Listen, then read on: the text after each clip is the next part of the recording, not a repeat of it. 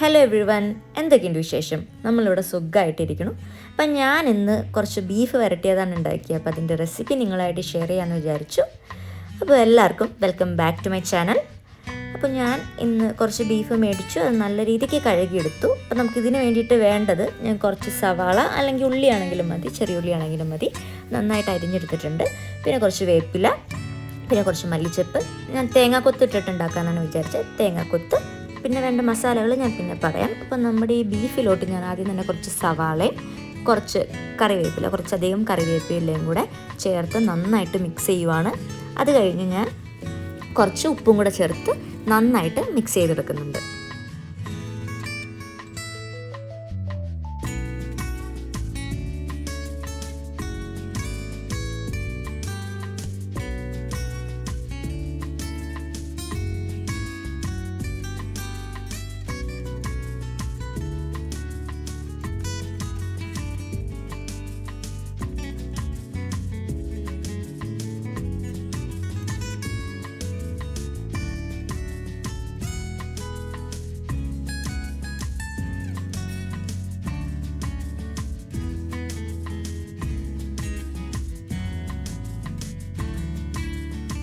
പിന്നെ നമ്മളത് റെസ്റ്റ് ചെയ്യാൻ കുറച്ച് നേരം മാറ്റി വെച്ചു. അത് കഴിഞ്ഞ് നമുക്കൊരു കുക്കർ എടുത്ത് ചൂടാക്കാം. അതിലോട്ട് നമ്മൾ മാറ്റി വെച്ച ബീഫ് അതിലോട്ട് നമുക്ക് ആഡ് ചെയ്ത് കൊടുക്കാം. എന്നിട്ട് നമ്മുടെ ആവശ്യത്തിനനുസരിച്ച്, ഓരോരുത്തർക്കും ഓരോ വേവാണല്ലോ ഇഷ്ടം, ആ വേവിനനുസരിച്ച് നമുക്കത് വേവിച്ചെടുക്കാം, വിസിലടുപ്പിച്ചെടുക്കാം. കൂട്ടത്തിൽ ഞാൻ കുറച്ച് വെള്ളം കൂടെ ഒഴിക്കുന്നുണ്ട്. എന്നിട്ട് നമുക്ക് വേണ്ട വിസിലടുപ്പിച്ചെടുക്കാം. ഞാൻ 8-9 വിസിലാണ് നോർമലി അടുപ്പിക്കാറ്. അതിലോട്ട് തന്നെ കുറച്ച് മഞ്ഞൾപ്പൊടിയും കൂടെ ആഡ് ചെയ്ത് കൊടുക്കുന്നുണ്ട്. മഞ്ഞൾപ്പൊടിയും കൂടി ഇട്ട് കുറച്ച് ഉപ്പും കൂടി ഇട്ടിട്ട് നമുക്ക് അടച്ചു വെച്ച് വേവിക്കാം.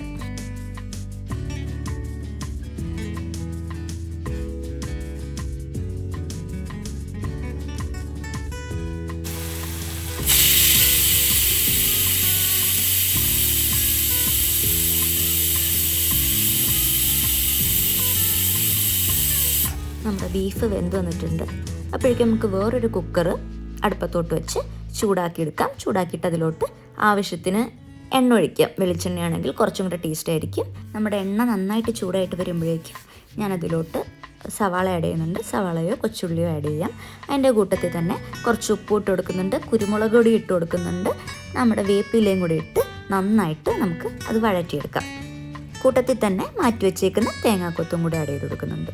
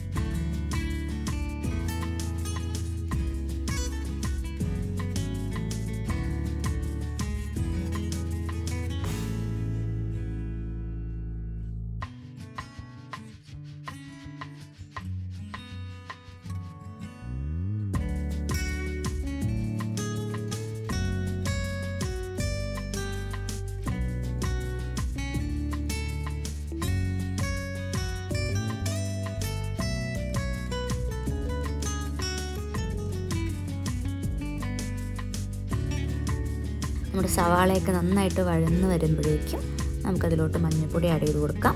അതിൻ്റെ കൂടെ തന്നെ ബാക്കിയുള്ള മസാലകൾ ആഡ് ചെയ്യുന്നുണ്ട്. മുളക് പൊടി, ഞാൻ കാശ്മീരി മുളകും നോർമൽ മുളക് പൊടിയും കൂടെ ചേർത്തിട്ടാണ് ഇടുന്നത്. ഞാനൊരു 1.5 ടീസ്പൂൺ ഇടുന്നുണ്ട്.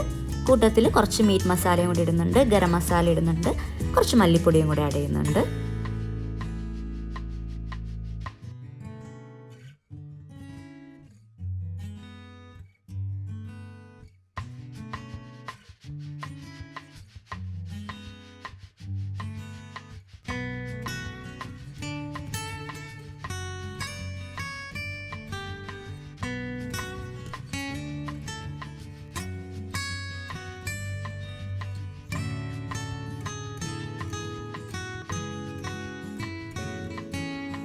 അത് നന്നായിട്ട് മിക്സ് ചെയ്ത് നന്നായിട്ട് പൊടികളൊക്കെ മൂത്ത് വരുമ്പോഴേക്കും നമുക്ക് കുറച്ച് കുരുമുളക് പൊടിയും കൂടെ ആഡ് ചെയ്യാം.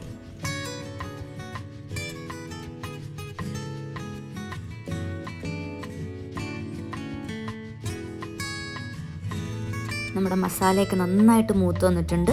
നമ്മുടെ ബീഫും നന്നായിട്ട് വെന്ത് കിട്ടിയിട്ടുണ്ട്. നമുക്കപ്പോൾ ഈ വെന്ത ബീഫ് നമുക്ക് നമ്മുടെ മസാലയിലോട്ട് ആഡ് ചെയ്യാം.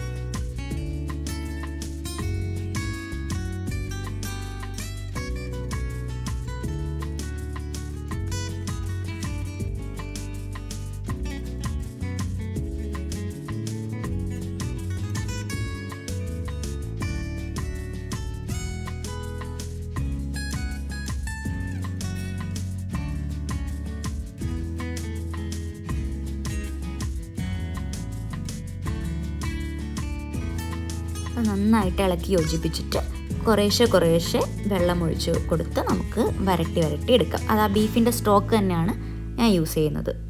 അതിൻ്റെ കൂട്ടത്തിൽ തന്നെ കുറച്ച് ജിഞ്ചർ ഗാർലിക് പേസ്റ്റും കൂടി ആഡ് ചെയ്യാം.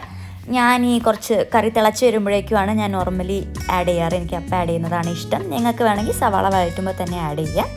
അത് കഴിഞ്ഞ് നമ്മുടെ കറി നന്നായിട്ട് തിളച്ച് വന്നിട്ടുണ്ട്. തിളച്ച് വരുമ്പോഴേക്കും കുറച്ച് കുരുമുളക്, ഒരു നുള്ള കുരുമുളകും കൂടെ ഞാൻ മുകളിലിട്ട് കൊടുക്കുന്നുണ്ട്. ആ കുരുമുളകിൻ്റെ നല്ലൊരു ടേസ്റ്റ് വരാൻ വേണ്ടിയിട്ടാണ്. എന്നിട്ട് നമുക്ക് നന്നായിട്ട് ഇളക്കി യോജിപ്പിച്ച് കൊടുക്കാം.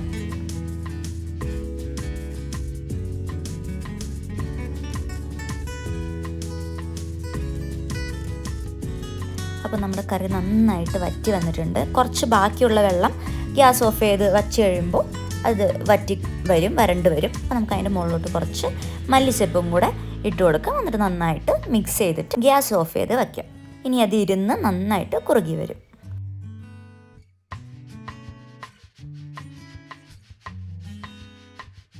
അപ്പോൾ നമ്മുടെ കറി നന്നായിട്ട് കുറുകി വരണ്ട് വന്നിട്ടുണ്ട്. എല്ലാവരും അപ്പോൾ ഈ റെസിപ്പി ട്രൈ ചെയ്ത് നോക്കുക. വീഡിയോ ഇഷ്ടപ്പെട്ട് കഴിഞ്ഞാൽ ലൈക്ക് ചെയ്യുക, കമൻറ്റ് ചെയ്യുക, സബ്സ്ക്രൈബ് ചെയ്യുക, സപ്പോർട്ട് ചെയ്യുക. അപ്പോൾ പുതിയൊരു വീഡിയോ ആയിട്ട് എത്രയും പെട്ടെന്ന് കാണാം.